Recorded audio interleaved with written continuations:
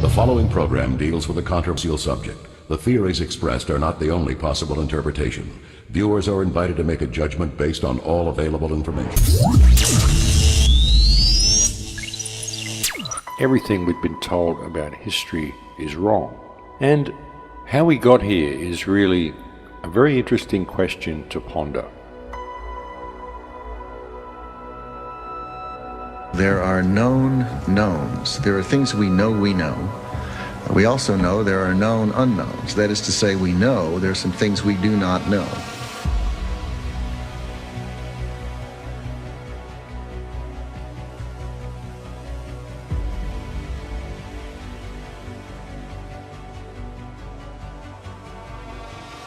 How we got here as far as the control system goes is, of course, someone had an idea, put it into motion, and here we are.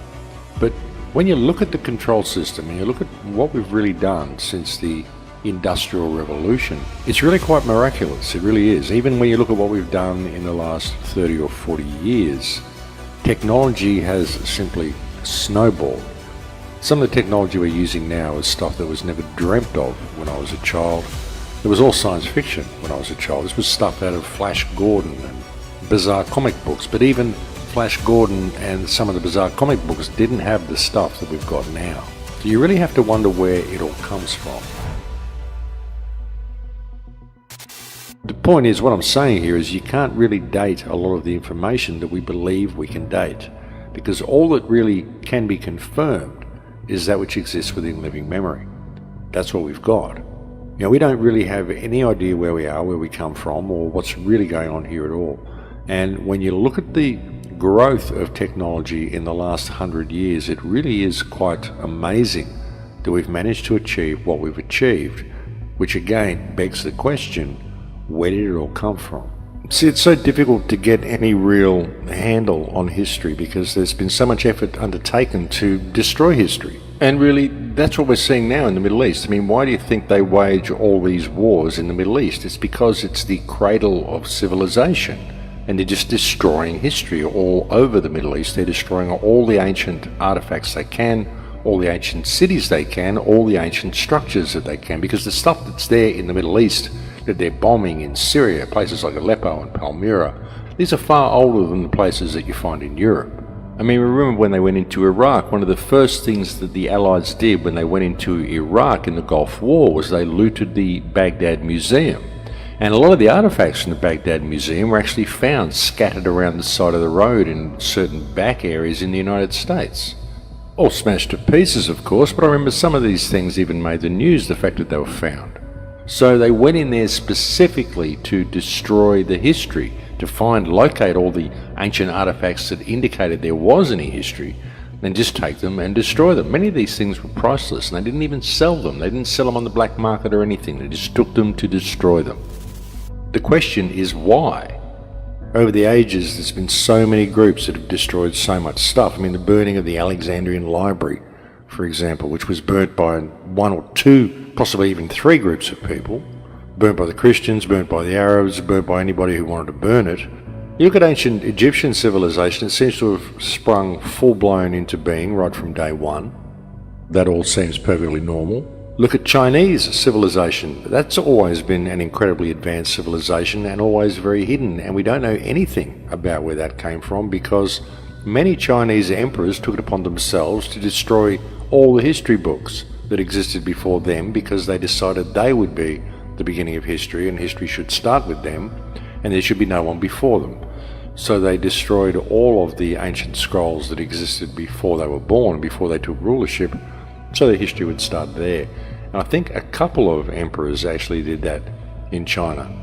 So it's pointless looking there for any information.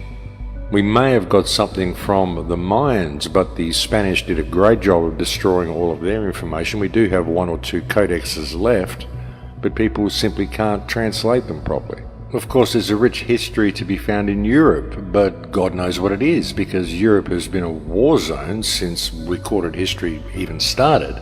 So it's very difficult to know what happened there, because there's been so many cultures come and go, and so many armies march across the land, and so much destroyed across Europe. And of course, as in the case with any good battle, history is written by the winners. And all you've got to really do is go and travel around the world and look at stuff to see the truth of this. I mean, nothing's what they tell us it is. None of it makes sense. Nothing that they tell us makes sense. But when were they there is the question. Was it all really as long ago as what we think it was? And again, that may seem like a very strange question to ask, but I don't know, folks. I mean, everything we've been told is a lie, so you have to question this as well. You know, and the fact that it's so difficult to really discover too much about the Earth is what has promoted the concept of things such as the Flat Earth Society, the Flat Earth Movement, which has done so much damage to the resistance. It really has.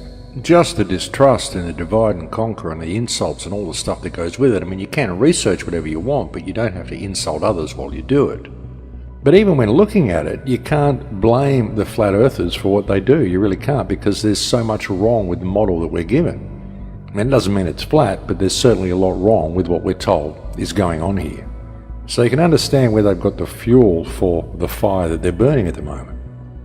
And that's why the Flat Earthers and the Globe Earthers have got to put down all this fighting with each other and realise that they're both being played and they both have a common enemy, which is the one that created the mystery to begin with.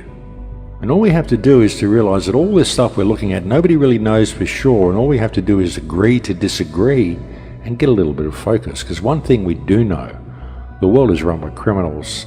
And if we get a little bit of focus there, we're at a time in history where I believe we can actually fix it.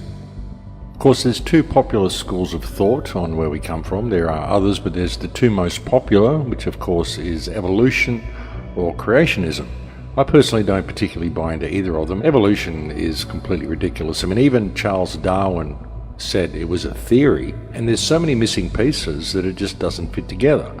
I mean, the concept that we would have come from apes and gorillas is ridiculous, because these things still exist, and so do we, and there's never been any transitional species found, and there never will be. And there's so many differences between us and gorillas and apes that it just beggars belief that they could even have suggested it to begin with.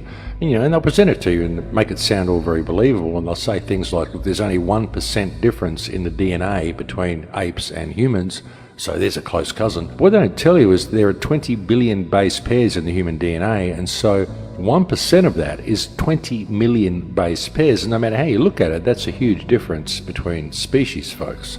There's a great book that was put out by Lloyd Pye called Everything You Know Is Wrong, where he went through the whole plethora of differences between us and apes and virtually proved that evolution from apes is impossible for humans. So that theory really doesn't work, no matter what people might say, and no matter how much it's promoted by the mainstream. Of course, the other theory is creationism. I don't particularly buy into that, but some people do. But of course, it's one of those theories that you can't really debate, you can't really offer proof of, it simply rests on faith. And so that just depends on your religious perspective. Those who choose to believe it do, and those who choose not to don't. But the thing is, even with either of those theories, none of them really explain. Neither of them explain all the ruins that are lying around everywhere. None of them explain why they've gone to such an incredible amount of effort to hide history from us. And if you don't think they have hidden history, folks, if you think I'm sort of stretching it by even saying that, well, just ask yourself why all these things exist all around the earth, why all these monuments are there, and why they're all hushed up and we're not told about them. And of course, you've got a whole group of people, such as David Icke even will tell you that the whole place is run by reptiles. World governments are controlled by a reptilian, non-human race. And of course, that sounds completely preposterous to people, and then you start looking through all the ancient texts, and you start looking through all the cave drawings and all the stuff that you hear from the Native Americans and all this sort of stuff, and they all talk about reptiles and their snake brothers. You also hear it from the Australian Aboriginals. But again, you got to wonder how much of it has simply been put there.